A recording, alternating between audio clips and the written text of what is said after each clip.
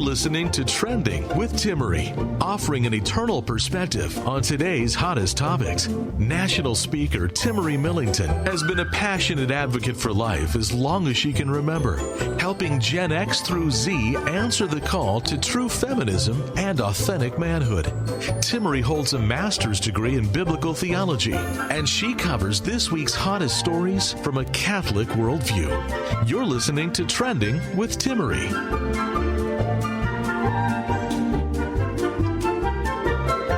Great to be with you. Timmerie here. We have an action-packed show. We'll be talking about false messaging and really some of the push in front of us surrounding the gender ideology issue. In fact, how it relates to cereal and children. We'll be talking about more on that a little bit later. We'll be discussing Kanye West and modesty. Have you heard that, I guess in one of the later episodes of Keeping Up with the Kardashians, him and Kim Kardashian get into a little bit of a conversation about modesty and this conversion that he's going through, and his eyes are being opened. We'll be talking about faith and materialism later, so be sure not to miss it. Coming up, lots on the table surrounding David Daleiden and truly one of the most historic pro-life trials that we will probably see for at least a couple more years here. So I really want to talk about cereal. It may sound kind of silly, but you know, maybe I'm a little thankful right now for all those kids' junk food, sugary cereals that my mom wouldn't have. In fact, this weekend, my mom and sister were talking about how, well, I never tried that cereal. Mom wouldn't let us have it. Maybe that's how some kids might feel with this new cereal. It's called All Together Cereal by Kellogg's. And it's actually in honor and donating money to the organization GLAAD. That's GLAAD. I talked about them a couple months ago.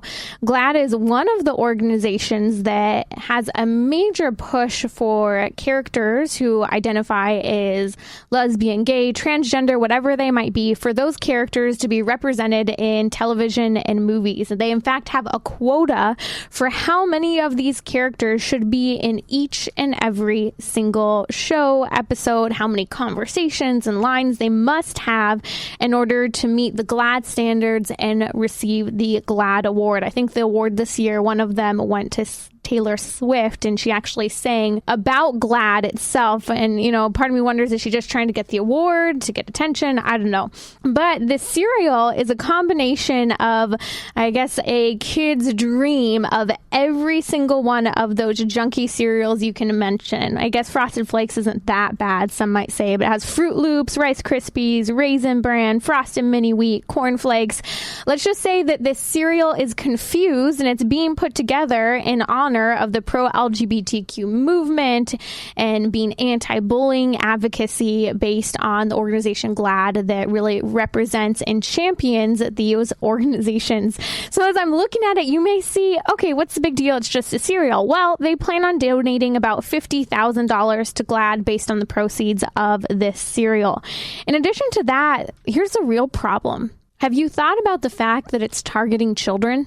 That they're targeting specifically children to show we're the fun cereal, the exciting cereal, the colorful cereal, we're the happy group, not having to do anything with the fact that they kind of hijacked the word gay. In fact, did you know that a lot of the current generations young people have no idea that the word gay means anything than a certain type of lifestyle for someone who experiences same-sex attraction? I find it so fascinating that that's just where people are at, that that's what the movement of homosexuality stands for. And again, it's targeting children. It's not enough for them to be focusing on school libraries. It's not enough for them to have this rampant sexual agenda within not just high schools, but middle school and even elementary schools here in California. And we're hearing more and more about this across the nation, that young people are being challenged to draw on coloring books about homosexual acts, that they're being challenged to think outside of the box, and in second grade learn the history about the transgender movement and have speakers come in.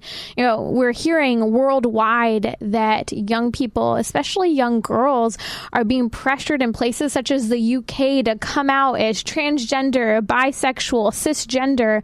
You have to come out of the closet as something. So even if you identify with your own biological sex and your emotions match it and your sexual attraction matches it, in middle school, young children are being really pushed to come out and show that type of identity. And it makes us ask the question, where does our identity stand?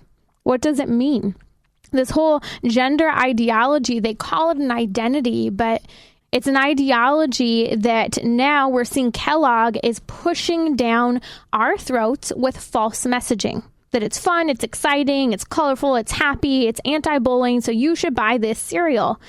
But it's just like a story we covered a couple weeks ago. I'll come back to that in a second. You're listening to Trending with Timmerie. Great to be with you. A little bit later on, we'll be talking about Kanye West and Kim Kardashian as they throw it down over the topic of modesty. Not a topic I like to discuss very often, but we'll be coming up for that and more. So coming back to the cereal with Kellogg's, it's misleading. We talked about with Father Tim a couple weeks ago here on Trending, this story that was put out about two men who are quote unquote having a baby and a biological baby. But then the story comes out and one of them, I think, identifies as queer. The other is actually a woman who identifies as a man, but hadn't gone through all of the sex change procedures yet for what we call bottom surgery. She had only ever had top surgery to have her breasts removed. And, just a heads up, kind of colorful language here with regard to this mutilation of the body.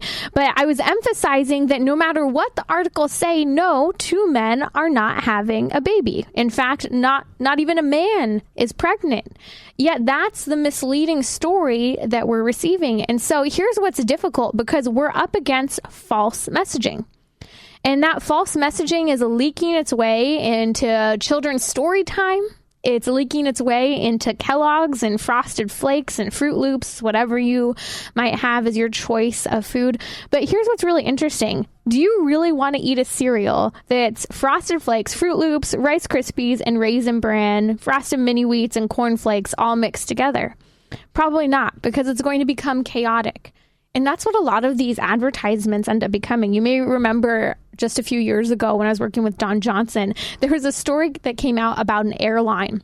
And the airline was trying to be pro-LGBTQ. And so they took two of the same side of a seatbelt for the airplane and said, everyone can click together. But the reality is that the safety of the passenger would not be enforced if we put two female heads of a seatbelt or two male heads of a seatbelt together. It would be unsafe. The only way you can make it work is if you were to try to kind of tie it around each other. But it's not working according to its purpose. It's not working according to the beholder, right? The person who created it. And the same thing can be said with our body. So even when you're creating all these wonderful cereals and combining them together, it's chaos. When you throw an ad trying to support LGBTQ issues, it's chaos. Have you thought about that? There's a reason, for example, that even government websites up until about 5 to 10 years ago would actually list same-sex acts, sodomy, as problematic. Why? Because when you start to engage not only in same-sex acts, but also in some of the more oral engagement that a lot of young people are into today, you start to put different parts of the body in a realm to be more susceptible to sexually transmitted diseases, tearing. In fact, we see a huge increase in anal cancer because that's how people are engaging. Like, just in case you don't get it, it does not work that way. And so you have to improvise. And yet again, I'm coming back to this idea of absolute chaos is being implemented through these advertisements that are false messaging, yet we're believing that a man is pregnant. Yet we're believing that we should buy this fun new cereal because LGBTQ issues have to do with bullying. This is where we're at. Yet we need to be stronger than responding to this messaging that's being pushed down our throats. Because let me tell you, I hear from people all the time, well, did you hear that, this advertisement came out? Did you hear that this textbook about history? Okay, we can't rewrite history, and we can't just take one side and looking at this from the surface and say, oh, no big deal, I can just buy the cereal. It doesn't matter that it's, donating $50,000 to a pro-LGBTQ organization that is pushing to have, for example, a new Disney movie, a new superhero coming out that identifies as gay. This is where the problem stands. Again, they're targeting children to ultimately create a way of life that they believe is one of the ways of life and one of the options that is livable. But that's not how our bodies work. No, a man is not pregnant. If you didn't catch that episode a couple weeks ago with Father Tim Grumbach, go check it out at radiotrending.com. Again, that's radiotrending.com. In fact, you can catch all episodes of Trending available there to you. Maybe you have a topic such as sexually transmitted diseases, pornography, porn addiction, difficulty within marriage. You can go to the search page on radiotrending.com and pick up any episode having to do with dating or whatever it might be. Your choice. There's so many topics that we discuss. Someone wrote into me the other day asking about marijuana, and I said, actually, we've talked about it a few times on the show.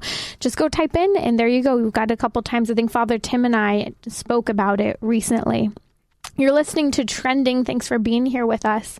Another thing that stands out in this entire story is the struggle people are having really to find, well, how do I respond to this? I'm surrounded by it in the culture.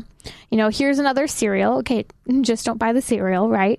Here's this a man or a woman claiming to be a man who's saying that she, because it's really a woman, she is pregnant, but is trying to be misleading. Have conversations about how the reality is that our biological reality is a fundamental part of who we are. If you didn't catch the episode about a month ago that I did with a reconstructive surgeon, a plastic surgeon, it was a phenomenal episode. Dr. Lapper talks about what top surgery and what bottom surgery is. And let me tell you, it was absolutely chilling. And I heard from people who know this topic through and through, and they hadn't really gone that far to think about what was actually happening to a body that was manipulated to this point. Timmerie will be right back. Send her a tweet at Timmerie. That's Timmerie. You're listening to Trending with Timmerie, where morality and culture meet, offering an eternal perspective on today's hottest topics. Timmerie here. I'm flying solo today. Father Tim Grumbach will be back in just a couple weeks. You may have caught our episode where we were talking about a man who is saying he's pregnant, but the reality is he isn't a man. It's really a woman. We were talking about that in the last segment. Now I want to dive into the topic of Kanye West. I have to say, I was watching a video the other day by Michael Knowles, and I joined him in being very proud of the fact that I have never seen an episode of Keeping Up with the Kardashians. I just don't have time, but that family has been fascinating. They are absolute marketing geniuses. They have made nothing somehow become incredibly interesting. And I don't mean that they are nothing, but I mean that what they have to say, what they have to talk about, they have become so popular in just setting a trend for a way of speaking even. It's interesting. I was listening to a voice coach recently, and he was talking about how even just a certain type of accent coming out of Southern California can be linked back in part to some of the way the Kardashians speak and other people in Hollywood that have become very popular. So you may imitate the way they speak, but what do you think about the throwdown that Kanye West had with Kim Kardashian on a recent episode? I think that this is absolutely riveting. Michael Knowles was talking about it, showed the clip. I'll go ahead. I've actually posted it on my Facebook if you want to head over to Trending with Timmerie on Facebook. But basically, if you don't know, Kanye West has been going through this conversion. He has converted to Christianity. He is now reading the Bible. He's saying things such as, Jesus is King. In fact, that's the name of a new album that he put together. He's basically really changing his outlook on life. And maybe this is something that you yourself have gone through. You went through a conversion. You're starting to weed out some of the things in your life that you're just starting to see doesn't quite jive with Christianity. Your heart's starting to be convicted. Some of the ways that you were living, the relationships you had, how you engaged in those relationships, you saw needed to change. But what's interesting, here's a show titled Keeping Up with the Kardashians, and suddenly the conversation between Kanye and Kim changes to modesty. And so all of a sudden, the story opens up. I'm watching this clip, and there is Kim looking at Kanye, and you can tell she's a little triggered here, and she's saying, "You're not into me wearing tight dresses." And Kanye responds, and he's saying, "Hey, look, you're my wife. It affects me. You know, the pictures." And he's basically asking, you know, what's the point of looking sexy? Who are you looking sexy for? And so she starts to throw back and forth with him. He mentions, you know, well, what's the purpose of the corset? And he calls it a form of underwear. And he said, yeah, it's hot, but who's it hot for? So he's looking at this issue of, wow, my wife looks really good, but who's looking at her? Because I'm seeing how I look at her. Suddenly he's looking around and seeing how he looks at other women. And he's recognizing that from a rapper's perspective, he thought that he had to show his girl off. He thought that she had to be that super sexy trophy wife type of person that was helping ultimately to sell her body for his image, for his rap. And he's saying, you know, this is what the other rappers were doing. That was my perspective. And he's kind of pointing to the fact that I thought this is what I had to do. But he's realizing, no, it's not. And now he's throwing this on Kim, who you can imagine it has to be so difficult. And I want to get to a key point here in a second that she says during the conversation that really stands out for anyone who's gone through a conversion, maybe is struggling through some of the teachings of the Catholic Church. Maybe it's modesty. Maybe it's a teaching having to do with contraception, whatever it might be. Kim looks back at him and says, well, you've made me this way. This is what you wanted. For those who are just joining us, you're listening to Trending with Timmerie. We're talking about Kanye West and Kim Kardashian. Kanye is going through this major conversion, and Kim Kardashian is saying she's having a hard time keeping up. And so what's interesting is that Kim looks at Kanye during this conversation about modesty. You know, she's thrown out there, so you're not okay with me wearing tight dresses anymore. And he says something that is so profound, yet I think is going to go right over the head of most of the audience listening to this back and forth on the show Keeping Up with the Kardashians. He looks at Kim with regard to this conversation around modesty, and he's basically saying, okay, I had this rapper perspective that I needed to show my girl off. But now he's saying it's affecting my soul and my spirit. And he says, as someone that is married, that is loved, and that is a father, he sees that now as problematic. And I just thought that that was such an awesome testimony that he's talking about having a soul. He's talking about his spirit. He's talking about things from the perspective of a married man, someone who is loved. And I don't think he's just talking about loved by his wife. He's also talking about being loved by God, which is pretty cool. And by who someone is also a father, that he shouldn't be encouraging the mother of, I think they have 4 children now, 4 children, to be dressing like this. And oh gosh, I was shocked. You know, during the video, different images of Kim Kardashian are popping up on the screen. I had seen some inappropriate kind of outfits of Kim, but that's heartbreaking to see how she's dressed. I can't imagine dressing the way Kim Kardashian dresses, and all of a sudden there's this massive conversion. You're on national television, and your husband's suddenly telling you that he's not okay with the way you're dressing. Kudos to Kim. She could have gotten a heck of a lot more upset. And maybe you too have when someone's called you out for how you've dressed. I have to tell you, modesty is one of those topics I really hate covering. I'll cover it. But modesty has to do with conversion that's taking place in our own hearts. And the reality is that all of us are in the process of conversion. Our conversion will not be complete until we are constantly in that state of grace before our Heavenly Father, because we have a sinful human nature and we're constantly battling our own struggles, our own demons, whatever it might be. We're having to weed out ways of life that we had been following for quite some time. And so Kim at one point looks at Kanye and says, you built me up to be sexy and to be confident. And I thought that was that moment where that poor girl is then saying, I'm not where you are. Just because you're on a journey, I'm not there. And it was funny because I think at one point, I can't remember during the exchange if she said like, I'm not there yet or whatever it was that she said, but you could tell there was more she wanted to say, and she was really carefully trying to think through what she was saying. And I think that's because she has a huge level of respect for where Kanye is, yet at the same time, she's having to be honest. You asked me to dress this way. This was your expectation of me. And yeah, I'm the wife of you. I'm the mother of your children. She's recognizing that he loves her, but she's not there yet. And what stood out to me when she says, look, you built me up, Kanye. You built me up to be sexy and to be confident. This is kind of a message for anyone, too, who is married. You know, sometimes we build up the things we want to see in the other person, but then years later, maybe you're going through a conversion. Maybe you recognize, okay, something I did or something I said or something I encouraged was wrong. And you don't have to be married to understand this. Maybe you were a teacher. Maybe you taught something that wasn't right. Maybe you set a bad influence on someone. That's clearly something that Kanye has done for a number of years, and he's beginning to try to rectify it. But sometimes you can't expect, whether it's, you know, a friend, a family member, to be right where you're at right away. You're going through this conversion, but they're not there yet. And that's the message that Kim has for Kanye.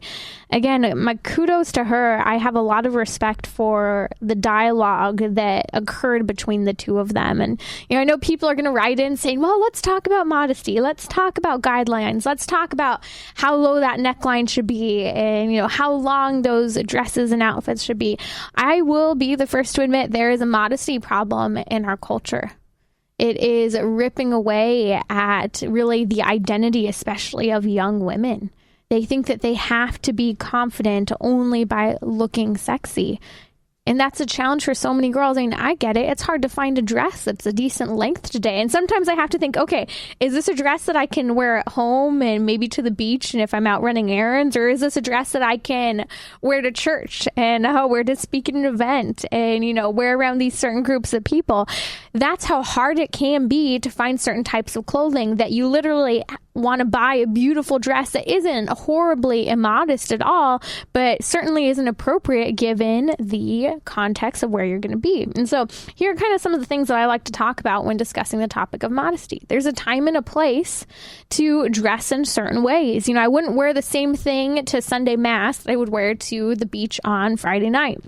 I wouldn't wear necessarily the same exact part of my outfit to a wedding reception as I would to, let's say, the wedding mass. You know, maybe I have a shawl wrapped around me during the wedding reception. Not that you're showing a ton of cleavage, but there's, you know, a level of respect and honor for going to mass, for keeping our focus on the Lord. That I'm not trying to show off my body during mass. I'm not, you know, creating a distraction for someone else during mass. There's so much to the topic of modesty, but again, it all starts with context. Where are you? I think another part of the modesty topic is dressing up for the occasion where you're at. You know, it used to be that someone would go to see a ballet or a play and they would dress really nice. I remember kind of seeing the change in this because I grew up dancing. You know, I performed many, many times, hundreds of times in the Nutcracker, and we'd have performances throughout the year, and we'd have friends and family who would come to the shows. And I remember over the years, I began to see, in general, the auditorium used to be filled with people who were dressed absolutely exquisitely, like they were going to a banquet. It was incredible, beautiful thing to see. You know, there was even this element of a culture of honor, you know, as a performer, you know, friends and family, they'd give you flowers or gifts because they were proud of you, just trying to support you. And as the years went on, you'd start to see less and less people in the audience dressing up to honor the occasion. And it stood out to me because we've lost our ability to dress well. We've kind of just allowed our fashion to become very mundane. And I don't know, maybe living in Southern California, outright ugly at times. I'm talking about the clothing, but are we dressing up for the occasion?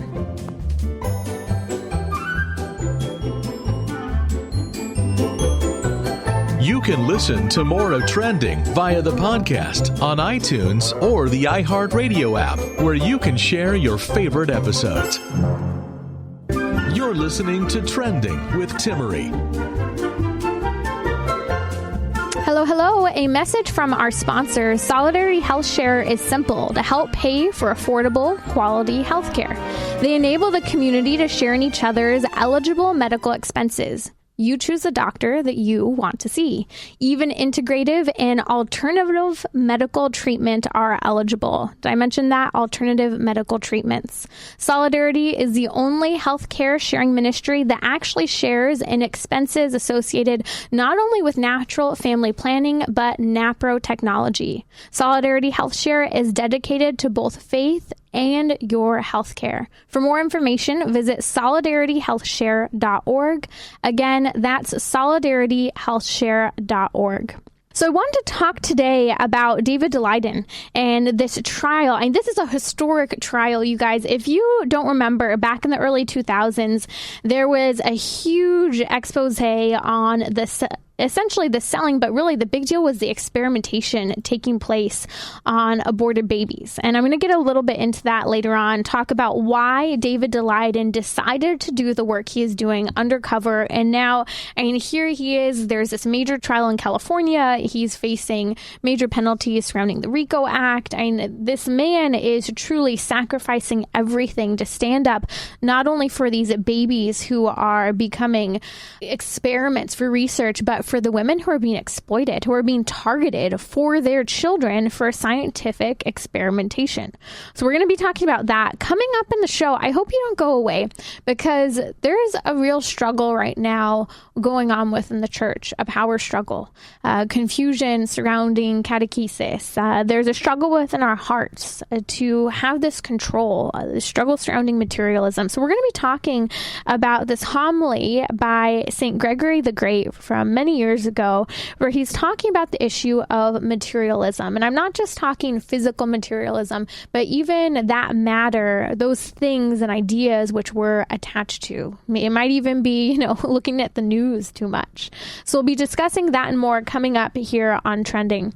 So David Daleiden's in the midst of this major trial. Planned Parenthood has been going on record along with various fetal tissue procurement organizations, and they have been digging their own grave. I pray for the judge. I pray for the jurors. I pray for all of those people who have worked with Planned Parenthood and have been involved in this entire scheme, that the truth comes out, that they continue to show how deep the grave is that they have been creating for years before a child is even conceived, how they have had the intention of killing that baby. This is how bad it is. We're going to be talking about that right now. So what's interesting is that they put multiple people up on the stand, and we're able to piece together based on the information who's who based on the information that comes out during their testimony. But it's been very clear that Planned Parenthood knows within their own community the illegal and unethical side of what they're doing. And they have come out on the stand, Planned Parenthood employees, saying that they have had a don't ask, don't tell policy, again, about, quote, illegal and unethical things that they are doing within their doors. Don't ask, don't tell policy. Well, what are they not asking, not telling about? About the selling of aborted baby parts. That's the only thing that we're talking about predominantly during this trial. But there is so much more that they don't ask and they don't tell about. I'm thinking about the undercover investigations by Live Action, and how Live Action has gone in undercover, you guys, seeing that Planned Parenthood has not only been willing to cover up sex ring operations of minors who are being sexually trafficked, who abortions are being obtained illegally for these kids, with government money, might I add, when these abortion clinic workers should be reporting sexual abuse cases of minors, they're not. So we already know that Planned Parenthood's doing this. We've also seen, you may remember, I think it was about 5 years ago, this other story came out where Live Action went in undercover, and this one was so heinous. We saw that the Planned Parenthood workers were actually advising teenagers, minors, on how to engage in very illicit sexual acts, role play, abusive sexual engagement. This is what Planned Parenthood was doing. The videos were so horrific. I had a hard time watching. And there were a lot of people who not only refused to watch this undercover investigation showing all of the role play and just the masochistic, disgusting advice that Planned Parenthood was giving, but people who also refused to even believe that it was true. So it's one thing to say, okay, I can't handle watching that, but it's another thing to say, because it's so disgusting, I don't think it's true. You're listening to Trending with Timmerie. Timmerie here. We're talking about the case of David Daleiden. So all of these things have been exposed about Planned Parenthood over the years. And I hope some of that eventually ends up coming out during the trial. That would just be incredible because some of these same people have been involved. But what continues to come out during the testimonies and as these people are on trial is an abortionist testifies about the fetal tissue procurement companies. The abortionist even goes so far as to mention that there was a very, quote, high demand for the liver of babies, for the kidney of babies, and for the intestines, that they had a very high demand placed not only on the abortionists, but all of the staff there at Planned Parenthood. And it wasn't just a high demand for babies that were already aborted. It was a high demand for specific gestational ages, how far along in the pregnancy that woman is and how developed that baby is. And remember, they want these body parts intact. So then there's the senior Planned Parenthood official. She's discussing in a video, quote, how less crunchy techniques, end quote, were some of the things that they had to use so that, let me go back to that word that she said, things weren't being crunched. Because certain types of abortions, let me think, tear apart a human life, a baby. And so they were trying to find less crunchy techniques so they could get, quote, whole specimens. This is what came out of the mouth of people such as Dr. Mary Gatter. Dr. Mary Gatter, you may recall a number of years ago now, I can't believe how long it's been already, when she was caught on video during a conversation at a restaurant, and she was sitting there and she may have been joking. Sure, give her the credit. Let's say that Dr. Mary Gatter's joking and making a joke about wanting a Lamborghini. Either way, the fact that she was making a joke or whether she was serious about wanting a Lamborghini, she said it in the midst of negotiations about how much they would be receiving as compensation for purchasing of aborted baby parts. For scientific research, whatever it is, either way, it's wrong. It's illegal in this country. It has been for years. And that's what came out in the expose of the early 2000s. In fact, it was covered during a 2020 documentary as well that is a huge part of what inspired David Daleiden to do what he does today. So we'll talk about that a little later on. What's interesting is if you follow kind of the trail of the different people who have been involved over the years in this whole scheme surrounding aborted baby parts, it is absolutely fascinating because a bunch of the people who had been working for Planned Parenthood during the recording of the videos that David Daleiden, the Center for Medical Progress, had really revealed, most of these people have completely left the organization. Let's mention number one. She left. She abandoned ship. She got out long before this trial set in. That's the president and former CEO, Cecil Richards. So not only did the president and CEO leave, who was involved in all of this, we saw the executive vice president leave. We saw the vice president of abortion access leave. We saw the chief medical officer leave. That's Deborah Nucatola, who had been involved and actually had become friends with David Daleiden during his undercover work. And by the way, I always have to mention this when I think about Deb Nucatola is David Daleiden. I remember him mentioning not long after the story came out, he had actually developed a friendship with Deb, and he called people to have respect for her as a person, which I get. That can actually be really difficult to have. You know, you look at this woman who was involved in the illegal selling of aborted baby parts, involved in abortion. Yet David Daleiden, who was in the midst of it, I mean, going in undercover, literally seeing these babies' body parts that were ripped apart, he was still able to have respect for the people as a person that he was interacting with. I remember he has this hope that she will have a massive conversion. I don't know where she is. I know that she left Planned Parenthood along with Cecil Richards and another number of other people. But let me run through this list just a little bit more. Not only did the medical director leave, the VP of abortion access, and I could go on and on. Just a few of the other people that left. Let's see, the vice president, medical directors of Rocky Mountain, of Gulf Coast, and multiple other areas who were caught being associated with people or who were actually in the videos that were released by the Center for Medical Progress. You saw the directors of abortion services leave. You saw medical advisors leave, senior medical advisors leave Planned Parenthood. And there is a reason that the higher up staff, not only of Planned Parenthood as the organization overall, but even over the local affiliates, were dropping and jumping from that ship because they were in trouble. They had been involved in the illegal selling of aborted baby parts. They had been involved in advising people to alter the abortion procedure so that babies would be aborted alive, because it came out that there had to be some of these children were being aborted and born alive in order for those babies' body parts to be harvested intact. And so this is what I wanted to come to. David Daleiden, when he was working for Live Action before he started the Center for Medical Progress and before he went undercover, had seen a 2020 documentary dating back to 2000, and it was talking about this tissue procurement that was taking place. And it talks about the testimony of Dean Alberty. And Dean Alberty was one of those procurement specialists. And Dean ended up testifying that at one point, there was 2 babies, 24-week twin babies, and he said that they wanted him to harvest the baby's organs from that baby while the baby was still living. We'll come right back on Trending, and I'll tell you what he said.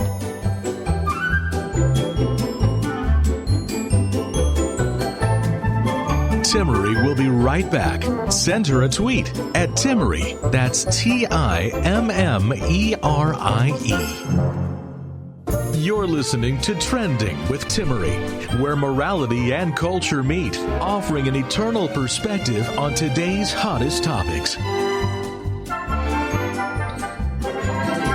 Timmerie here. You're listening to Trending with Timmerie. I'm sharing with you a little bit of the update from the David Daleiden trial, Center for Medical Progress. And, years ago now, I think about 4 or 5 years almost now, they exposed what was happening inside the abortion clinics and how abortion procedures were being manipulated in order to produce specimens, as they call them, livers, organs, brains of babies, so that different institutions, I know UCSD, UCLA, schools in San Francisco, all over the United States can then experiment on children. So what came out in some of the articles was also why David Daleiden decided to do what he did. And I mentioned that when he was working with Live Action, he saw this 2020 documentary that had come out in 2000. Some of you who've been doing pro-life work for a number of years may remember this. I remember when I was just a little girl, I was sitting in my grandmother's house with my parents as it was actually airing live on television. And so it's no surprise, we've known for years that Planned Parenthood has been not only giving aborted baby parts for scientific research, but they've been profiting from it and selling these babies, and they've been manipulating the types of abortions they're doing. So David sees this testimony of Dean Alberty, and Dean Alberty was one of those tissue procurement individuals.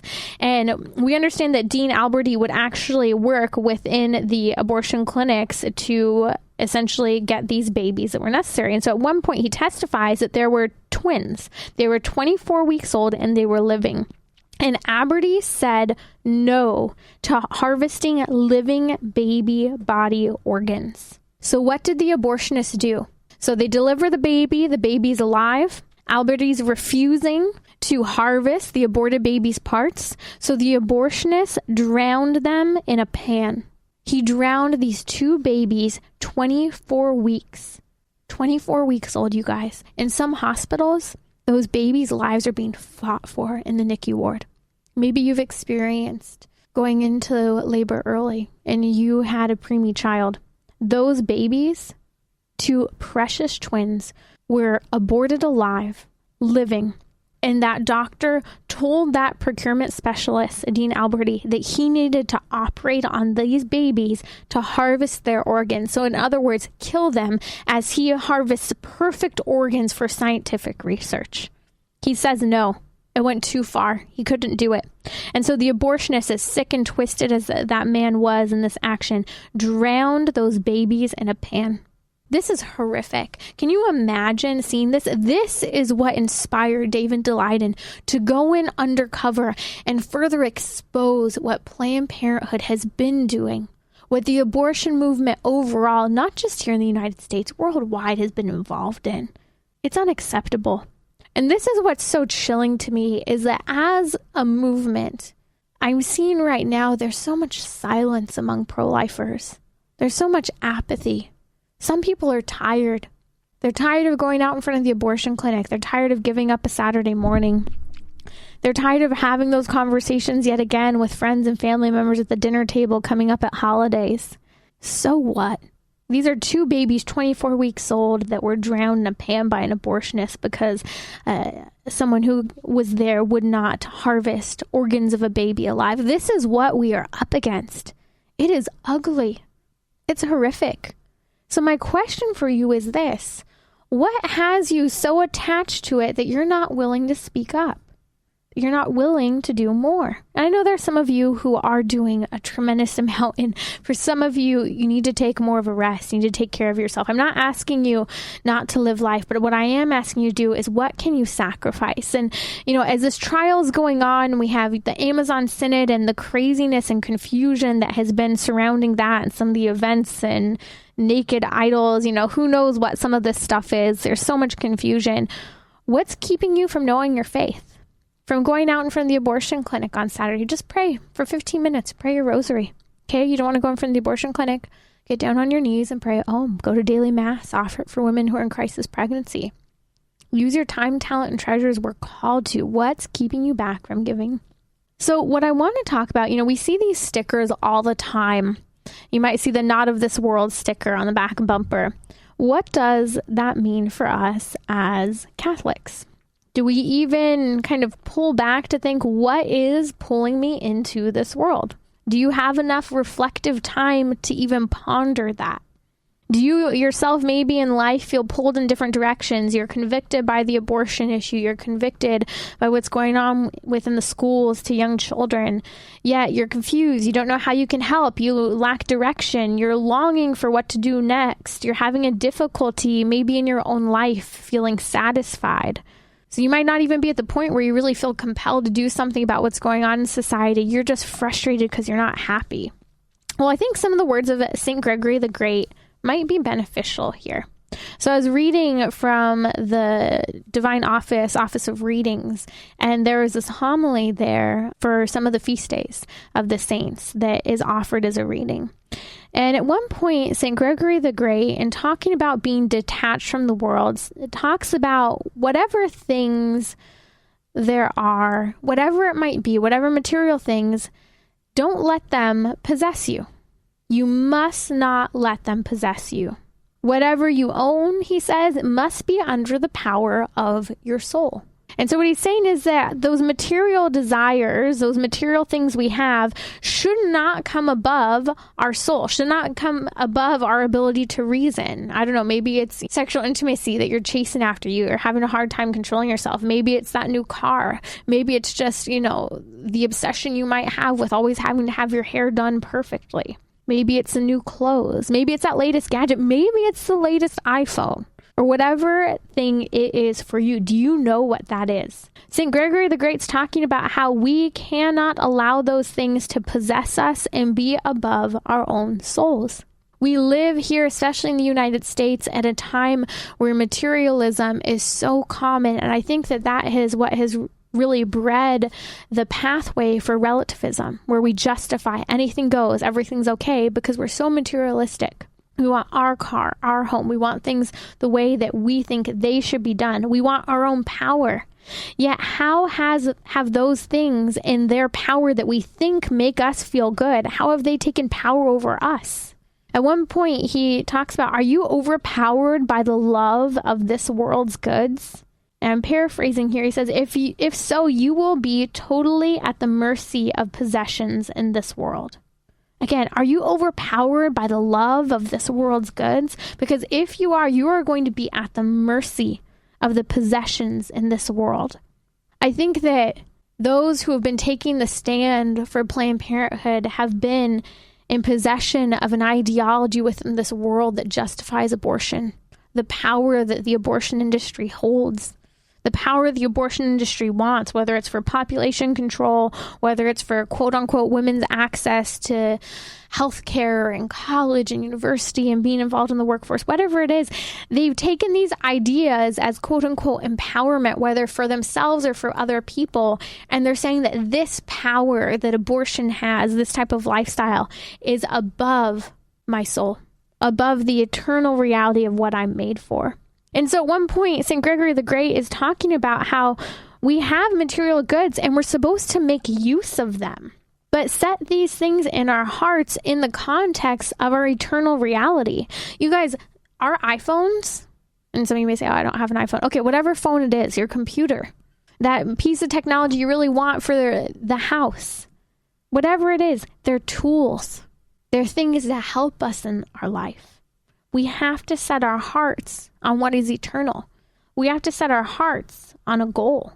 Even at one point, Saint Gregory the Great is talking about how we need to just only, when looking at the things of this world, to only have a side glance at all that happens in the world. He says this, give no more than a side glance at all that happens in the world. This one's a hard one. Man, there's so much going on. You know, even the story with Kanye West, even the cereal I mentioned earlier and how it's promoting this LGBTQ type of lifestyle to children. Everything that's going on with the trial of David Daleiden. One, you have to remember, it's okay to pull back. You don't have to know all of the information. We do need to know a lot. We need to be able to engage in the conversation. But you don't have to follow obsessively to the point where you're losing hope. Because the reality is, if we take this quote seriously by Saint Gregory the Great, where he says, give no more than a side glance at all that happens in the world. Give no more than a side glance at that new piece of clothing you really want, that new piece of technology. Give no more than a side glance at this new heartbreaking and horrific story coming out. I think what we need to think about here is we're acknowledging that these things are happening. We're acknowledging that we need to fight against them, but we're looking at it with a side glance because our eyes are locked on heaven. They're locked on what is eternal. And no matter what happens in this world, we are not going to be shaken by it. That's what Saint Gregory the Great is talking about. He's not only talking about not being attached to material things. He's saying you need to set your eyes on the immaterial, on what is eternal. Focus your attention on what orients you toward your goal. Do you know what your goal is? Is it to be in the presence of the Trinity? Because our life isn't just about being here on earth. We're called to live the best life possible on earth, to be in a state of grace. Did you know that you can be a saint right here, right now? Saint Gregory the Great says the eyes of our soul are to be focused on what's right ahead, to be focused on our goal of eternal life. That's what we're being called to. And he says, I'm not going to ask you, he says this at the beginning of his preaching, I'm not going to ask you to give up everything, although I'd like to. But he's asking us, have our goal in mind. Have what's right. Fight for what is right.